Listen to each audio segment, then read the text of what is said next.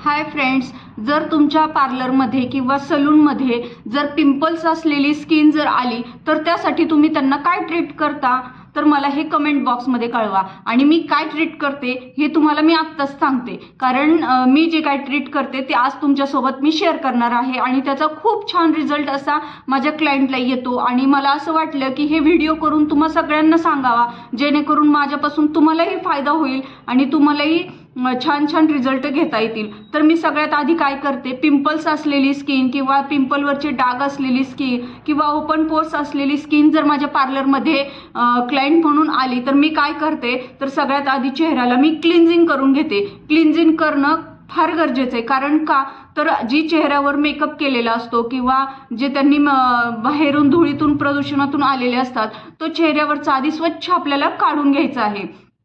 काढून झाल्यानंतर जेव्हा आपण स्क्रब लावतो तर स्क्रब लावायचं नाही, त्याच्याऐवजी आपल्याला पिलिंग लावायचे. मी ते साईडला तुम्हाला दाखवेल पिलिंग काय असतं ते, किंवा माझ्याकडे आत्ता अवेलेबलही आहे, मी तुम्हाला ते दाखवते की पिलिंग काय असतं ते.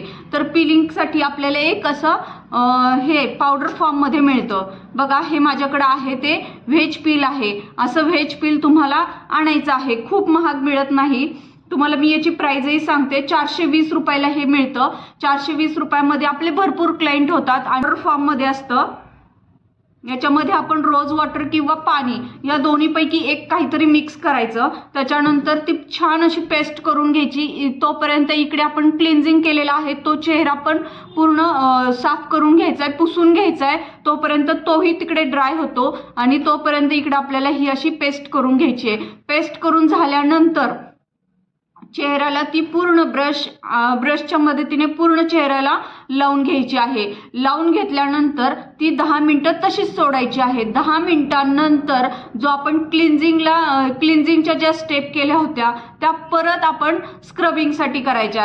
हे ॲक्च्युली पिलिंग म्हणजे स्क्रब टाईपच असतं. याच्यातही मोठे मोठे जे स्क्रबमध्ये दाणे असतात तसेच याच्यामध्ये पण असतात, पण स्क्रब हा क्रीम फॉर्ममध्ये येतो आणि हा जो आहे तो पावडर फॉर्ममध्ये आहे.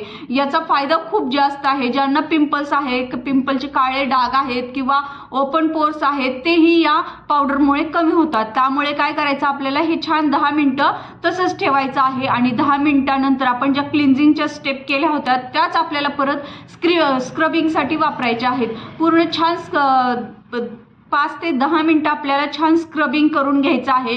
स्क्रबिंग करून झाल्यानंतर आपल्याला ते पुसून टाकायचं आहे.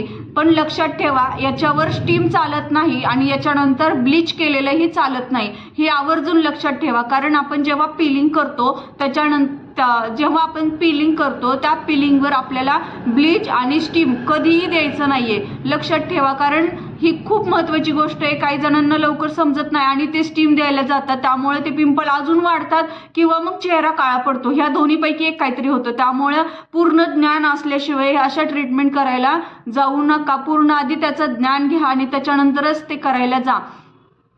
पिलिंग हे अशी गोष्ट आहे की ती केल्यानंतर रिझल्ट इतका फास्ट येतो ना, तर तुम्ही देखील खुश होता आणि तुमचं क्लायंटही खुश होतं. आणि पिंपल गेल्यामुळे ते डाग राहिलेले आहेत तेही हळूहळू कमी होतात. याची सेटिंग असते. सेटिंग किती दिवसातून कशी आणि कधी करायची ते मी तुम्हाला आता सांगणार आहे. फक्त व्हिडिओला कुठेही स्किप करू नका, व्हिडिओ शेवटपर्यंत बघा, कारण खूप इम्पॉर्टंट अशी माहिती मी तुमच्यापर्यंत शेअर करत असते.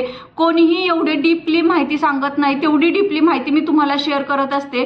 त्यामुळे माझ्या व्हिडिओला लाईक करा आणि मला कमेंटमध्ये सांगा की तुम्ही कुठून माझा व्हिडिओ बघतायत ते, जेणेकरून मला कळेल की माझे जे व्ह्युअर्स आहेत ते कुठे कुठे आहेत.